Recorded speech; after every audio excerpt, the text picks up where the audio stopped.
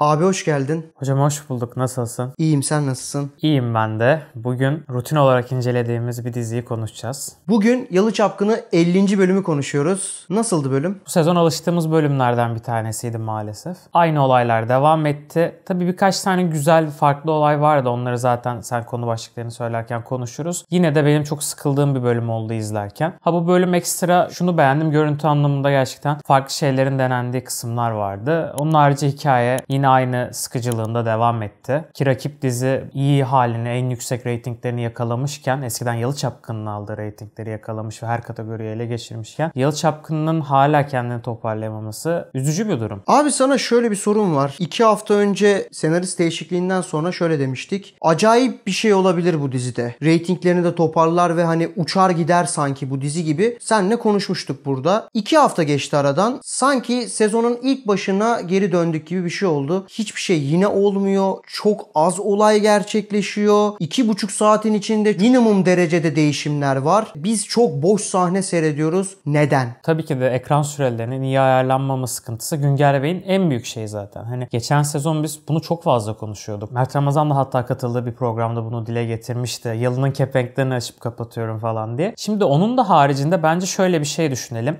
Kazım Ağa'yı düşünelim mesela. Leyla Hanım zamanında full Kazım Ağa sahnesi izliyorduk. Şimdi Günger Bey geldi ve bu bölüm onun etkisini azalttı mesela. Bu bölüm 10 dakika falan bile yoktu. Ama geçen bölüm ona flashbackler falan yazılmıştı. Bu bölüm tamamen Seyran'ı kaçırmak için plan kurma çabasını gördük onun. Ondan pay biçersek onun bile az süresi vardı. Bazen Orhan bölümlerde olmuyordu mesela. Şimdi tekrardan oldu. Gülgün'e tekrardan sahne yazıldı falan. Böyle olunca da Gülgün'le Orhan'ın boşanması mesela bana etki uyandırmıyor ya da geçmiyor. Farklı şeyleri de konuşabiliriz ama bunun temel sıkıntısı unutturulan olayların tekrar gün yüzüne çıkartılarak önümüze sunulması. Bu zaten döngüde giden kısır bir hikayeyi daha sıkıcı kılıyor bence. Bölümü nerede bırakmıştık? 2 hafta önce olduğu gibi Seyran'la Ferit karşı karşıya gelmişti. İlk haftada Seyran sen kaybettin dedi. İkinci haftada da yine bu minvalde bir şey söyleyerek Ferit'le Seyran ayrılmıştı. Ferit bir çıldırdı. Orada bir Erkin Koray'ın tek başına şarkısını duyduk. Fena değildi işte o sekans. Beğendim. Hani dedim ya bu bölüm görüntü anlamında bazı iyi şeyler denemişler. Şimdi mesela Ferit'i öyle görmek güzeldi. Yani mesela o tek başına şarkısı sanki bölümün temasını da oluşturan bir şarkıydı. Özellikle hem Seyran tarafında hem Ferit tarafında ve tabii ki Gülgün tarafında, Kaya tarafında, Nüket tarafında hep bir tek başına olduklarını, Halis tarafında bile aslında tek başına olduklarını ve bir girdabın içinde olduklarını aslında gördük bölüm hikayesinde. Evet kesinlikle öyleydi. Basına sızan olaylar, Pelin'in tekrardan Yalı'ya dönmesi, Halis Ağa ile Ferit'in diyalogları falan her şey bu döngüyü zaten bize tekrardan gösteriyordu. Ama dediğin gibi bir tek başınalık vardı. Tek başınalığın yolcusu da tek oluyor. Burada Seyran'ın iyi bir yol kat ettiğini gördük. Biz hep diyorduk ya bırakın şu kız okusun işte bir yerlerde çalışsın kendi başına biraz bir şeyler yapsın. Ferit de bu sürede bir yetişkin olarak nasıl yaşaması gerektiğini öğrensin falan tarzında hep diyorduk. Bak bu bölümde mesela o dengeyi iyi ayarlamışlardı. Tabii ki de yine Seyfer Saç'ı görüyorsun ama uzaklaşmaları onların ana hikayesi bakımından iyi geldi bence. Nüket'le Şehmuz evleniyor abi. Güzel bir evlilik bence. Çikolatayla çiçek getirip bölüm sonunda şöyle bir çikolatayı da salladı böyle. Hayırlı bir iş için geldik falan dedi. Madem benim kardeşimin kızını almıyorsunuz ben de senin evladınla evleniyorum muhabbetiyle çok iyi bir şekilde bağladılar orada. Nüket'in orada Kaya'ya bence sabahki ilk gelişlerindeki söylediği sözler önemliydi yani. Sen beni sinir etmek için işte böyle falan bir evlilik yaptın. Sırada ben de hani bana karışamazsın ben özgür bir insanım demişti. Oradaki tribi atarı falan çok iyiydi yani. Bölüm sonunda da şey gördük. Sen annemle boşanıyorsun. Ben de Seyran'dan boşanacağım. Herkesin bir boşanma şeyi vardı bu bölüm yani. Ferit'le Pelin'in fotoğrafları Halis'e geçti. Fotoğraf basına çıktı. Seyran bunu gördü. Herkes öğrendi bu olayı. Pek etkili bir hamle değildi. Yani o fotoğraf şöyle bir noktaya gidebilirdi diyorduk biz sezonun ilk başlarındaki incelemelerimizde. Yani çok büyük kaos yaratır, ortalığı yakar. Yakmadı. Yani zaten bunu birkaç bölüm önce salmanız gerekiyordu. O yüzden işte geç kalınmış bir hamle olduğu için öyle büyük bir etki yaratmadı. Ama bu bölümde şu çatışmaya ekstra bir katkı sağladı. Orhan'ın hikayesine bence bir katkı sağladı. Çünkü ilk defa hayatında kirli işlere dalmasını istedi babası ondan. Orhan da işte Gülgün'ü mesela arabadan atarak bunu yaptı. Herhangi bir yerde bırakarak onu böyle bir planla yaptı ve hiç yapmayacağı Orhan'ın pısırık yapısına uygun olmayan bir şey yapmak zorunda kaldı. Halis Ağa da bu yola başvurmak zorunda kaldı. Çünkü Halis Ağa'nın da motivasyonu ailesinin şanını korumak. Adam sıfırdan gelip bunların hepsini yapmış. Şimdi dediği şey de çok enteresan da orada. Ailedeki herkes mi hayırsız olur diyordu. Gerçekten kendisi dahil herkes hayırsız. Kendisi dahil demişken belki bu bölümdeki en bomba olayı olayı öğrendik. Halisa en başından beri İfakat Orhan'ı biliyormuş abi.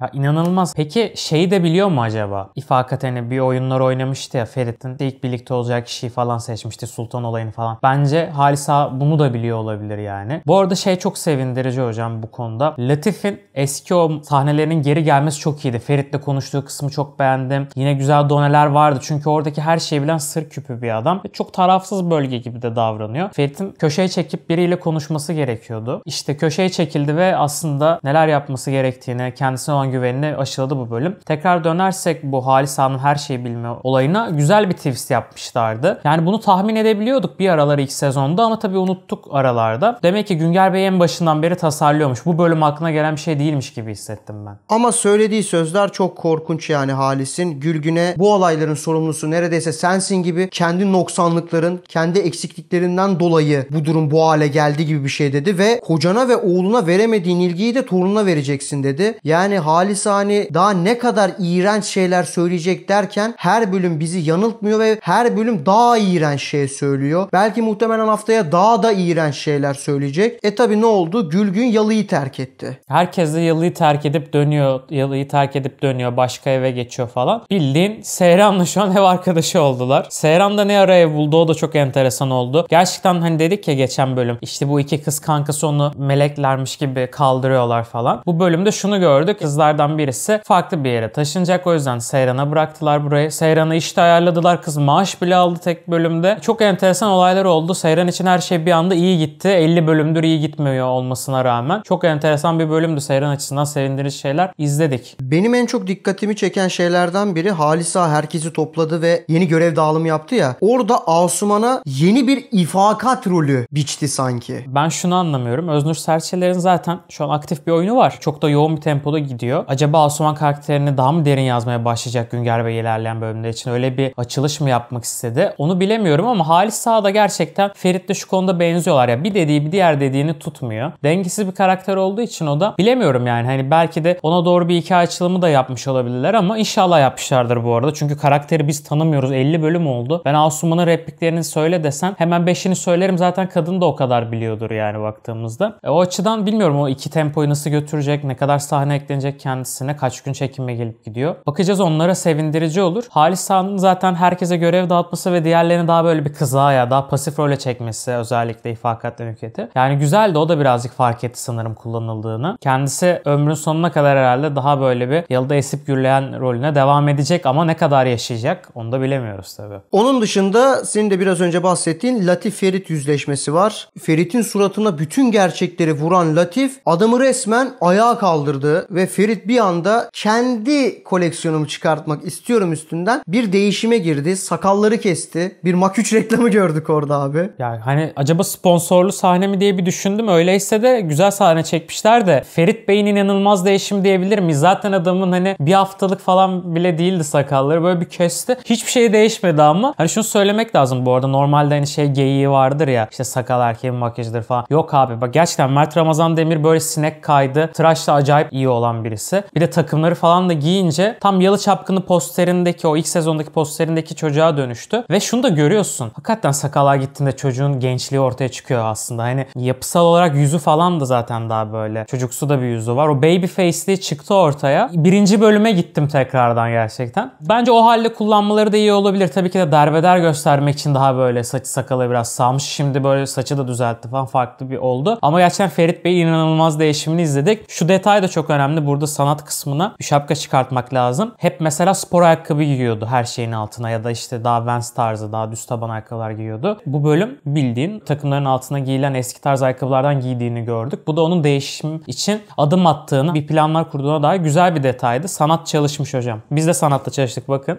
Bugün dekorumuzda değişiklikler var gördüğünüz gibi. O zaman Seyfer'e geçelim. Moda Kayıkhane'nin önünde inanılmaz bir yüzleşme. Yani bu kez Seyran değil Ferit konuştu. Ağzına ne geldiyse söyledi abi. İnanılmaz bir sahneydi ve Ferit'in de bu kadar hatasına rağmen yine bir ders vermeye falan çalışması çok enteresandı. Ama onun dedikleri de bir noktada aslında çok da haksız sayılmaz. Şimdi bir insanla ilişkiye başladığımızda genellikle o kişiye benzemeye başlarız. O da bize benzemeye başlar ve genel olarak günümüzde daha da görüyoruz bizim kuşakla birlikte. Kadınlar genelde erkekleri biraz özellikle daha uzun ilişkilerde kontrol ederek aslında onun beğenmediği özelliklerini ayıklayıp ayıklayarak daha kendisine uyumlanmasını bekliyorlar. Şimdi bu noktada da Ferit buna en zıt herifti. Ama aslında Seyran bir noktada değiştirmeye çalışsa da onu bayağı özelliğini kabullenmişti. Ama Ferit'in öyle kabahatleri var ki abi hiçbir insan kabullenemez. Annesi kabullenemiyor çocuğu daha. Yani herhangi bir kadın nasıl kabullenebilsin? Ferit'in de orada hani beni değiştirmeye çalışıyorsun falan muhabbetleri vardı. Ama şu konuda haksız. Abi ikinci kez evlenmeseydin o zaman sen tutturdun kurşun yedikten sonra ben dedin ne olursa olsun Seyran'la evleneceğim bırakmayacağım falan. Şimdi kıza gidip patlıyorsun. Çok şeydi. O parti olayları falan da bana böyle çok geçmedi. Ben şey diye tahmin ediyordum. Ferit'in çok büyük bir planı var. Bu yüzden de Seyran'ı kıskandıracak falan diye düşündüm. Hiç o tarz bir şey de olmadı. Arkadaşlarını falan şey yaptı. Bu ortamların şeyi beni mi gösterdi? Yine bir güç ve gövde gösterisi yaptı onun karakterine uygun olarak. Çok hani hikayenin ilerleyişi için bir anlam ifade etmeyen bir sahneydi ama güzel konuştular bence. Bak, hani çoğu bölümde boş atışmalar yapıyorlardı. Burada mesela özellikle bölüm sonuna geldiğimizde konuşacağımız o apartman içi sahnesi güzeldi. Diğer bölümün rövanşı gibiydi. Oraya geçelim istersen. Tamam. Mesela biz geçen bölümü nerede bırakmıştık? Seyran'la Ferit öpüşmüştü ve Seyran ne hissediyorsun falan demişti. Ferit bir şey diyememişti. İşte hiçbir şey bitti sana isterim falan tarzında konuşmuştu Seyran. Bu bölümde Ferit aynısını yaptı ve Seyran'ın böyle boşluğa bakışını ve o kalışını izledik. İkisi de birbirini çok seviyor ama zarar vermeyi de birbirlerine ihmal etmiyorlar bu noktada. Seyran'ın yarası da çok büyük. Kendi başına bir hayat kurdu ve bunu yapabiliyor. Bu onun için bir artı ama işte babası da onun peşini bırakmıyor. Bu da bir sıkıntı senaryo ilerleyişi açısından. Tam ikisinin hikayesini izleyecektik. Yine baba olayları falan girdi. Yine bir kaçırılma olayı olacak falan. Takip bilmem ne. İşler karışacak. Yani illa kod Türk dizisi formatına çevrilmeye çalışılıyor olaylar. Keşke öyle olmasa. Hani madem güzel hamleler atıyorsun, güzel çengeller atıyorsun hikayeye. Onları kesmemek lazım bence. Peki ben Seyran'dan boşanıyorum durumuna ne diyorsun? Yalıya geldi Ferit. O bir blöftü. Ferit'in bir planı olduğunu gördük. Yani hatta Haris Ağa'ya da dedi ya hepinizden zekiyim ben falan. Ya böyle olabilir ama tabii biraz geç düştü onun jetonu. Şimdi her şeyi değiştirmeye çalışacak ama işler onun tahmin ettiği kadar kolay olmayacak. Çünkü çok ne gemiler yaktığını o da bilmiyor. Bu da yeni bir dizi, onu da inceleyeceğiz bu arada. Onun dışında tabii beni en çok şaşırtan nokta tam 49 bölüm sonra hikaye açılımı oldu. Birinci bölümde hatırlarsan Pelin Ferit'in yatağına temizlikçi kadının kızını yerleştirmişti ve büyük olaylar ortaya çıkmıştı ama sonra duruldu, kayboldu o olay. Sonra uzun süre sosyal medyada bu olayın hem TCK'ya göre bir suç olduğunu, bu olayın arkasının devam ettirilmesi gerektiğini, bu hikaye açılımının devam etmesi gerektiği ile alakalı çok fazla kampanyalar düzenlendi. Özellikle fanlar tarafından. Biz de bunu konuştuk. Yani biz de 6 ay önce falan bunu konuştuğumuzu hatırlıyorum ben. Tabii vardı. 2-3 dakika konuştuk. Hatta yanımdaki arkadaşım çok ciddi bir şekilde hukuki şeyini anlatmıştı. Kesitlerini de insanlar alıp atmıştı. Her yere bir şey yapmıştık ama hiç de bir şey değişmemişti. Derken bu bölümde Şehmuz'un Yalısı'nın kapısı çaldı ve bir anda tanıdığımız bir surat kadraja girdi ve o surat temizlikçi ablanın ta kendisiydi. Pelin Hanım'la görüşmek istiyorum dedi. Pelin'in adresini nereden bulmuş buradaki yeğeni? O çok enteresan. Ya şunu da söylemek lazım. Burada sanırım Güngör Bey hatasının farkına bir noktada vardı ve bu mevzuyu da şuna bağlamak istedi. İnsanlar hep diyordu ya işte Pelin'in hikayeden çıkma kısmı bu böyle bir şeyle sonuçlanabilir. Dizideyken de hukuki bir sürece gidebilir olaylar ve Halis Ağa da Pelin'in gerçek yüzünü görür. Ferit de görür ve bu kızın gerçekten sıkıntılı olduğunu anlarlar. Halis Ağa kararından geri döner. Böylece Pelin'in yavaş yavaş çıkma süreci başlar diye düşünülüyordu geçen sezon. Oho kaç 30-40 bölüm geçti. Kız çıkıp bir daha girdi diziye. Şimdi mi aklınıza geldi? O çok enteresan. Yani ben şöyle söylüyorum. Bu diziyi artık ezberledik. Maksimum ne olur biliyor musun? O kadın gelir Yalı'ya hizmetçi olur. Değil misin? Böyle geçiştirirler mi gerçekten? Ya Güngör Bey bunu yaparsa gerçekten topuğuna sıkar. Kendi topuğuna sıkar yani. Yani ne çıkacak ki buradan? 49 bölüm sonra hikaye açılımı yapmak. Yani nasıl bir kafa, ben anlamadım bunu. Ya ben şeyi de çok anlamadım. Zamanında bunu yapmadınız. Eğer şimdi bunu yaparsanız insanlara yaranmış olmak için yapacaksınız. Canı gönülden hatanızı telafi etmeyeceksiniz ki. Fanlar için senaryo yazılır mıya geliyor aslında iş. Yazılsaydı da bari daha önce yazılsaydı. Ya bu senaryo fanlar için yazılıyorsa geçmiş olsun. Kimse fanlar için yazıldığını düşünmüyor bence. Çünkü fanlar en çok beğenmiyor diziyi ve gerçekten fanlara göre de bir şey şekillenemez. Ama şekillense dahi eğer bu şekillenmiş hali ise hiç kimse memnun değil diziden yani. Diziyi seven sevmeyen, fanı olan olmayan kimse beğenmiyor. Bu işte bir terslik var yani. Ya bir de paralellerin prensi Güngör Bey 1. bölümde bu olay